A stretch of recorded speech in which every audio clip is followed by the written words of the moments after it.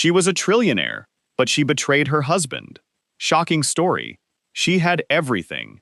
A $1 trillion empire, power that made world leaders bow, a husband who loved her more than life itself, and she threw it all away for a lie. This is the story of Vivienne Ashford, the world's wealthiest woman, and the betrayal that brought her entire world crashing down. But here's the question no one is asking. Was she the real victim or the villain? Stay with me, because nothing in this story is what it seems. Comment betrayed if someone you fully trusted once broke your heart.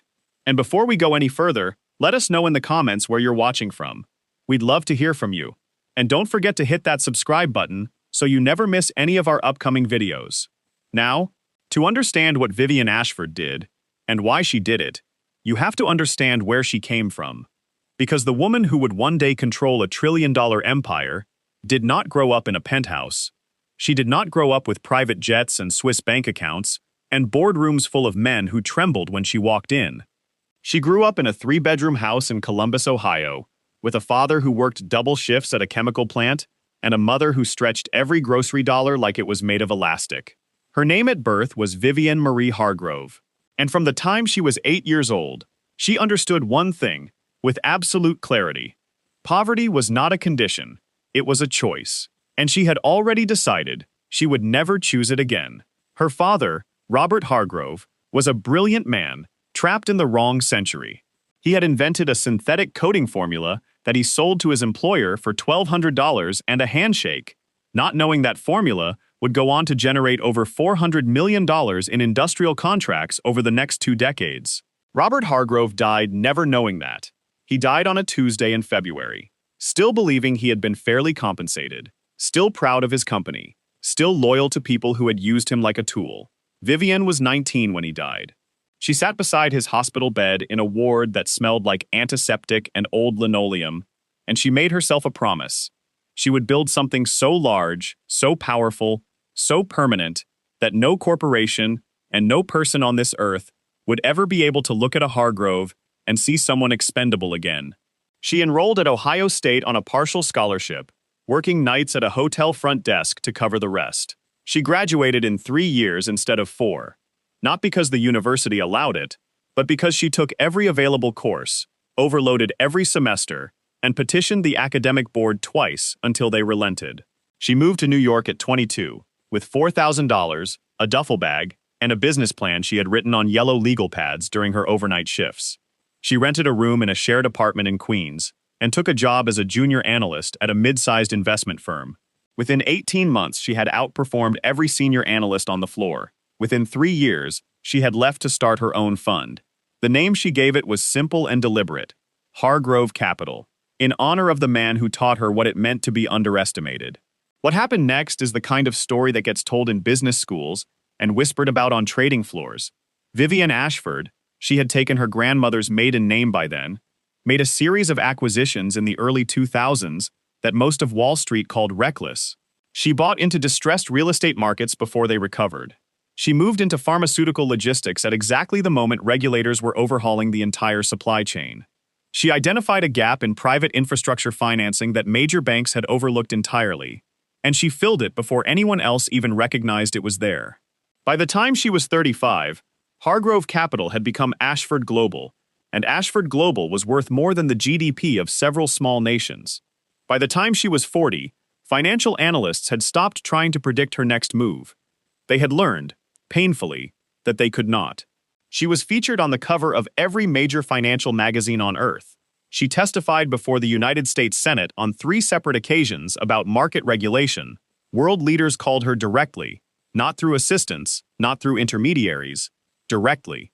The President of the United States had her private cell number, so did the heads of state of 14 other countries. Her name had become more than a name, it had become a signal. When Vivienne Ashford moved into a market, prices adjusted. When she spoke at a conference, the Dow responded. When she was photographed leaving a building, journalists raced to find out what company was inside.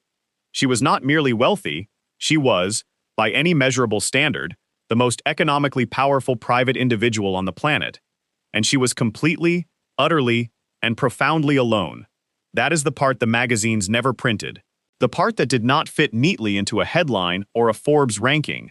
Because the same discipline that had made Vivienne Ashford a trillion-dollar force of nature had also made her almost entirely incapable of ordinary human warmth. She had learned, in the years of building her empire, that vulnerability was exploited.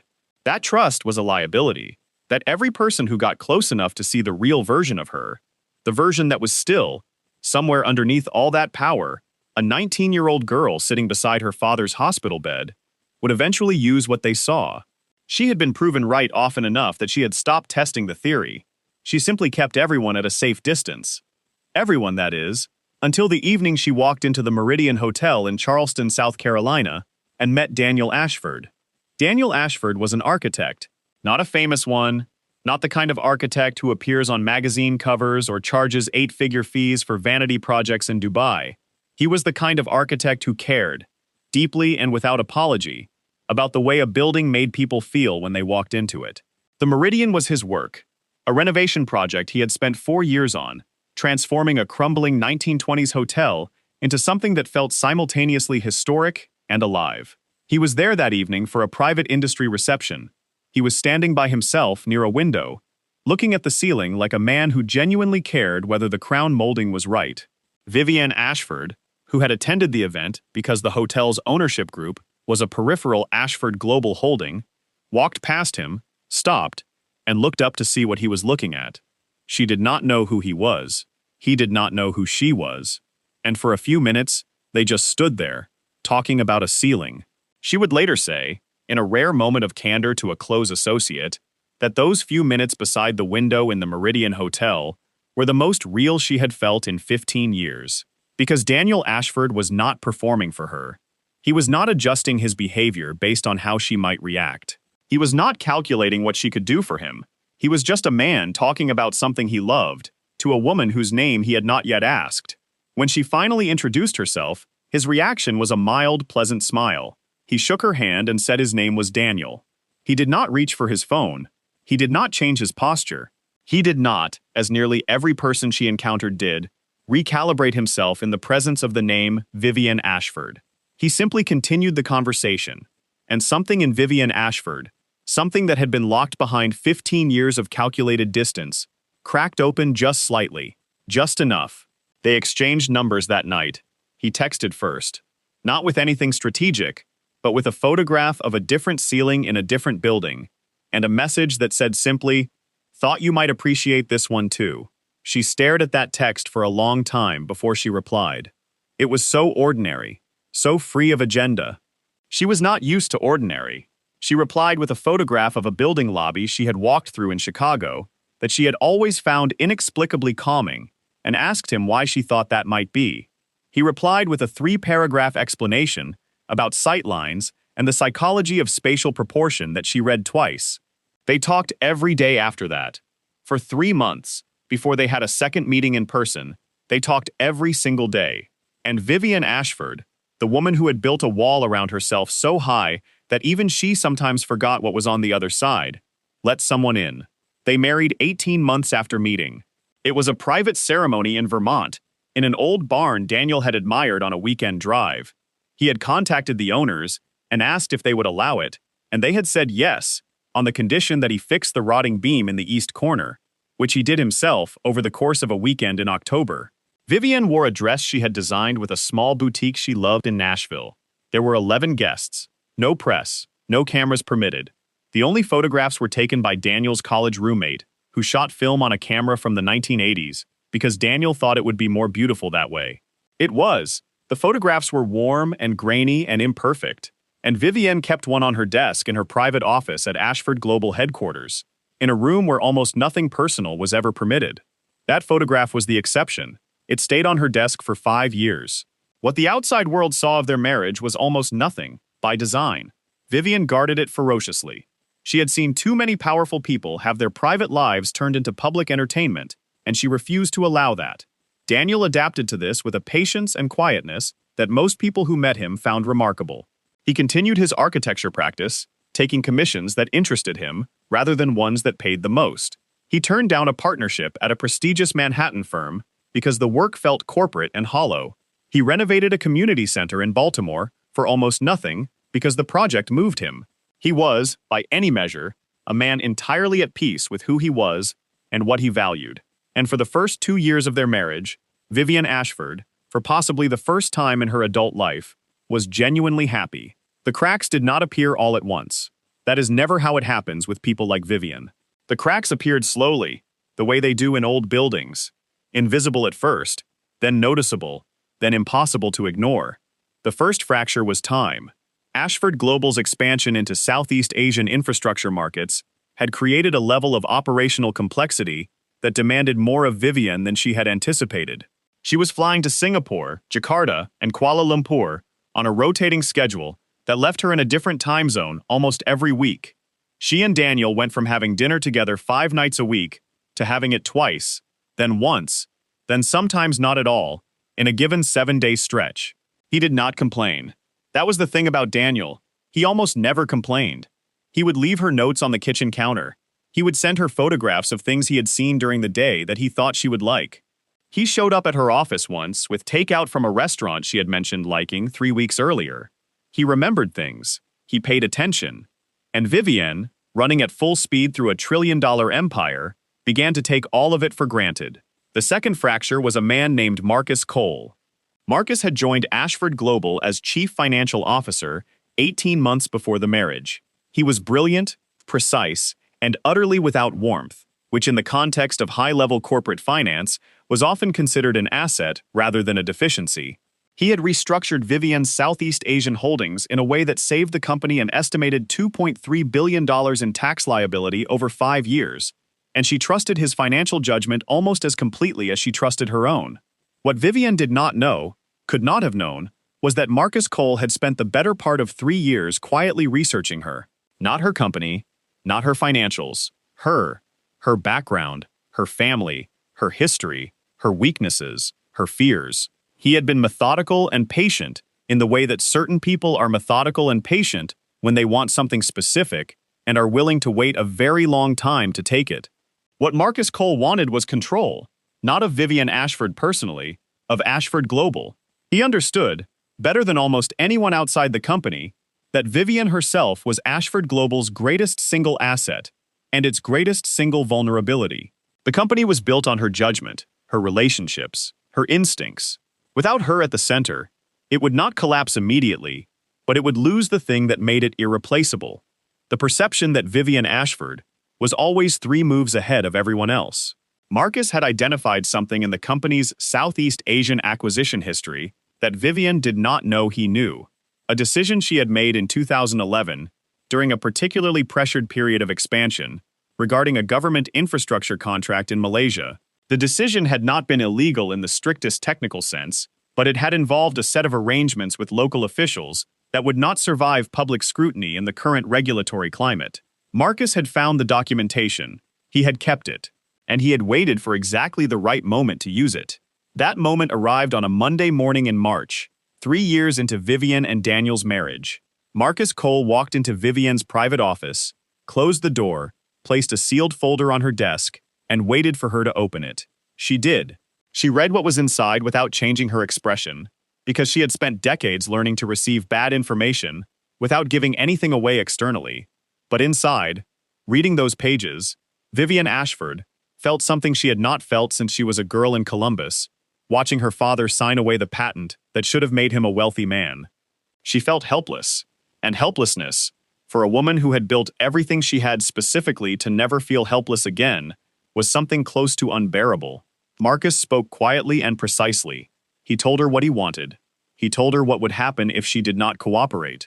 He told her that he was not unreasonable, and that as long as she behaved accordingly, the documentation would remain private.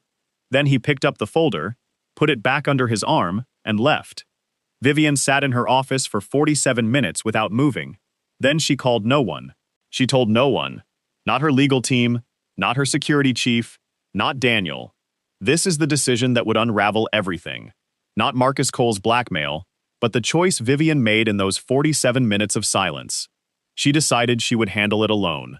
She decided that telling Daniel would put him in danger, because Marcus had been clear that his patience had limits, and that anyone who got in the way of his arrangement would find themselves implicated in the Malaysian documentation alongside her. She decided that telling her legal team would create a paper trail that Marcus could use.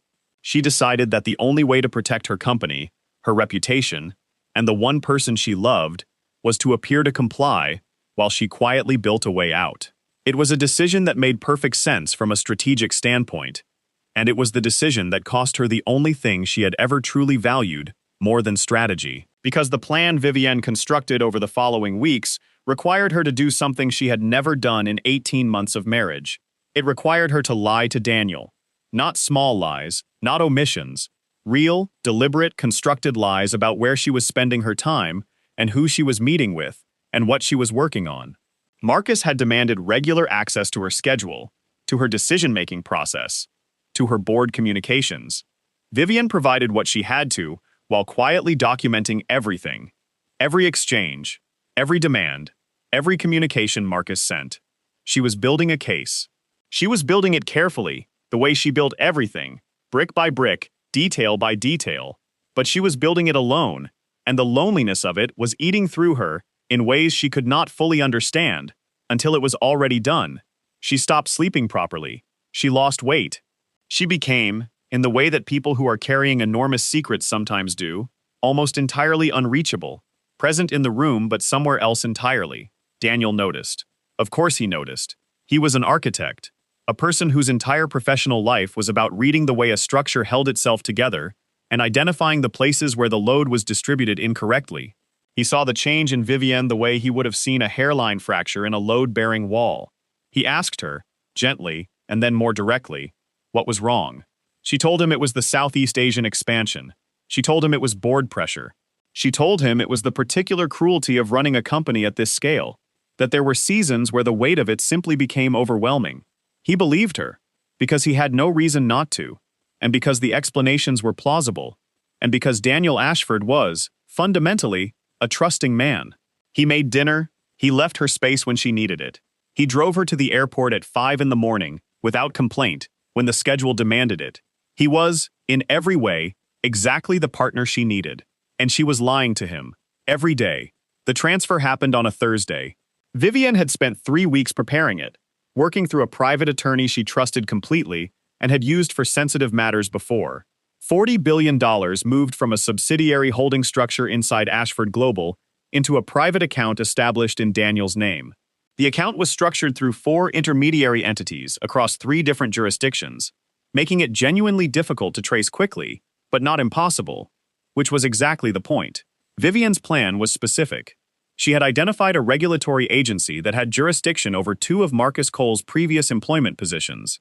She had also identified a federal prosecutor's office that had been quietly investigating financial manipulation in the infrastructure contracting sector for over a year. She was preparing a package, the documentation of Marcus's blackmail, combined with evidence she had been gathering for months, to deliver simultaneously to both. The $40 billion in Daniel's name was not a gift. It was a signal. If her plan worked and Marcus was exposed, Daniel would be positioned as a key witness with assets to protect, which would place him outside the immediate blast radius of whatever legal chaos followed. If her plan failed and Marcus came after her anyway, Daniel's legal complexity as an account holder would buy him time and legal standing to protect himself. The divorce papers were part of the same architecture. She had prepared them with a clause that, on its surface, appeared to implicate Daniel in the financial transfer. But read carefully, and Vivienne had constructed them to reward careful reading. The clause actually created a legal pathway through which Daniel could demonstrate he had received the assets without knowledge of their origin, which would, under the specific laws she had researched, insulate him from liability entirely. She was not building a cage. She was building a bunker, and she had not told him he was inside it, because she had calculated that telling him would either cause him to refuse the protection or cause him to confront Marcus directly, which would get him hurt. She made the decision she believed was right. She made it alone, and she did not consider, fully enough, what it would look like when he found it. He found it on a Wednesday night while she slept.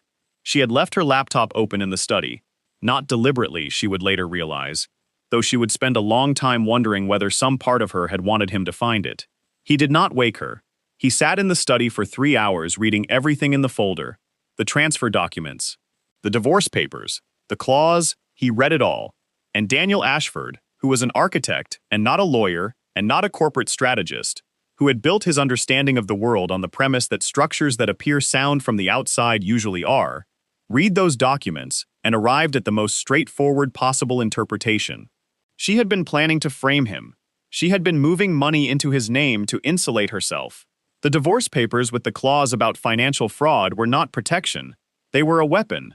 He closed the laptop at 2 in the morning and went to sit in the kitchen alone in the dark. He did not sleep. He was not the kind of man to make decisions in the dark. He waited for daylight. He did not confront her immediately. This surprised people later, when the full story came out, because the easy assumption is that discovery of something like that would result in an immediate confrontation. But Daniel was not a man who operated on emotion. He was a man who operated on understanding. He wanted to understand before he spoke. So over the next 10 days, he did something Vivienne had not anticipated. He hired a private investigator, specifically, a former federal agent named Raymond Greer, who had spent 20 years working financial crimes before going private. Daniel gave Raymond the documents he had found and told him to find the story he was missing. Raymond Greer was thorough and fast.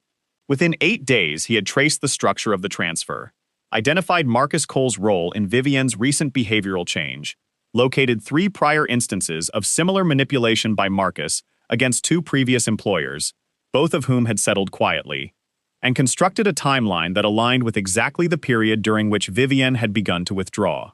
Raymond delivered his report on a Friday afternoon. Daniel read it. He sat with it for a long time, and then he understood. He understood what she had been doing. He understood what she had been protecting him from. He understood that the woman he had married, who had built everything she had by deciding, at 19 years old, that she would never again be powerless, had, when faced with the most dangerous situation of her professional life, reverted to the only operating mode she fully trusted: alone, controlled, strategic. He understood all of that, and it broke his heart more than the documents had, because understanding it did not make it hurt less. It made it hurt differently. She had not trusted him with the truth. She had decided, on his behalf, that he could not handle it. She had chosen to protect him, without telling him he needed protection. And in doing so, she had denied him every choice. She had loved him the way her corporation loved a market, by moving in, restructuring everything, and assuming the arrangement was in everyone's best interest. Daniel Ashford had not married a corporation, and he was no one's acquisition. Raymond Greer's report went to the federal prosecutor's office the following Tuesday, not from Vivienne, from Daniel's attorney, under Daniel's instruction, with a cover letter that referenced the broader blackmail pattern Raymond had documented. Raymond had, on Daniel's direction, already sent a parallel filing to the regulatory agency. Within 36 hours, Marcus Cole's accounts were frozen, and his communications were under federal review. Vivienne found out on a Thursday morning when her security chief walked into her office and told her that federal agents were in the building requesting Marcus Cole's personnel files. She went completely still.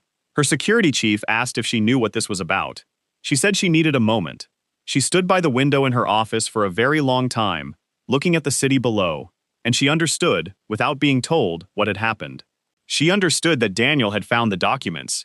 She understood that instead of confronting her, he had done what she had been trying to do, except faster, cleaner, and without lying to her once in the process.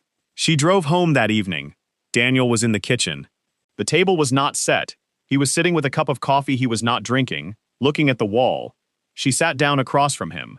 Neither of them spoke for a while. She did not explain immediately, and he did not demand explanation. After a long time, she started from the beginning. She told him everything: the morning Marcus walked into her office, the folder, the 47 minutes of silence, the decision she had made and why, the transfer, the divorce papers, the clause, all of it. She spoke for a very long time. When she finished, Daniel looked at her with an expression she had never seen on his face before.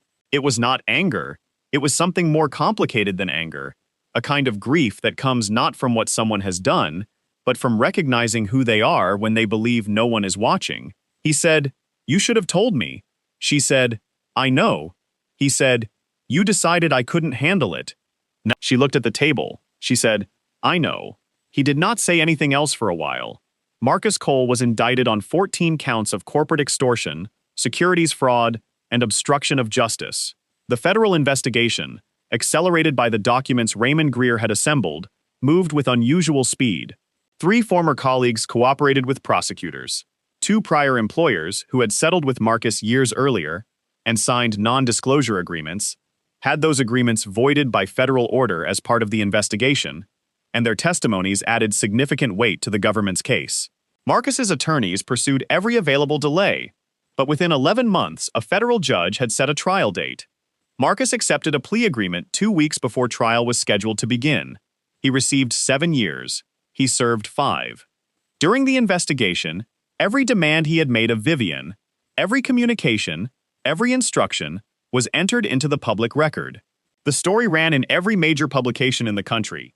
Ashford Global's stock dropped 14% in the first 3 days, then recovered, then exceeded its pre-scandal level within 6 months. The company survived. Vivienne had always known it would. That was never the part she was afraid of losing. The marriage survived too, but it did not survive intact, which is a different thing, and an important distinction that Vivienne would be the first to make. They stayed. They chose each other again, slowly and without any ceremony, in the weeks and months after the kitchen conversation. Daniel went back to his architecture practice. Vivienne went back to Ashford Global with a new CFO and a restructured internal audit process that she built partially in consultation with the federal prosecutor's office, something that was reported as corporate governance reform, and was, in reality, something more personal. She was making it harder, structurally, for the next person who tried what Marcus had tried. She was building better walls. The difference was that this time, she told Daniel what she was doing. She described the new structures she was putting in place. He asked questions, good ones, about places where the load was unevenly distributed. She listened to him. For the first time in their marriage, she brought the weight of the company into their shared space and let him hold some of it. It was harder than doing it alone. It was also, she came to understand, the only version of their life together that was real. She gave a rare interview 3 years after the Marcus Cole affair concluded. The interviewer asked her, near the end of a long conversation about Ashford Global's expansion and her philanthropic commitments, whether the experience had changed her as a leader. She was quiet for a moment. Then she said something that was reprinted widely, in financial publications and in general interest magazines, and in places where people collect the kinds of sentences that stay with you. She said, "The most expensive thing I ever owned was the belief that I could protect the people I loved by keeping them in the dark. I paid for that belief at a cost I will spend the rest of my life trying to balance." The interviewer asked whether she thought she had succeeded. Vivienne looked off to the side for a moment, and for just a second, the woman who had testified before the Senate and reshaped entire markets looked like someone who was still, after everything, working something out. Then she said, "Ask me in 20 years. The interviewer laughed. Vivienne Ashford did not. She was not being funny. She was being honest. And that, perhaps more than the trillion-dollar empire, or the federal case, or the marriage that had somehow held together under impossible pressure, was the real thing she had learned. Honesty was not the easiest architecture, but it was the only kind that lasted. And that is the story of Vivienne Ashford, a woman who built one of the most powerful financial empires the world has ever seen, and who discovered, in the hardest possible way, that all of it meant nothing if the person sitting across the kitchen table from her did not know who she truly was. If this story stayed with you, hit that like button. It takes 1 second, and it means everything to this channel. Drop your thoughts in the comments. Would you have made the same choice Vivienne made? Would you have trusted the person you loved with the truth, or would you have tried to protect them from it the same way she did? Let us know where you're watching from, and don't forget to subscribe so you never miss a story like this one.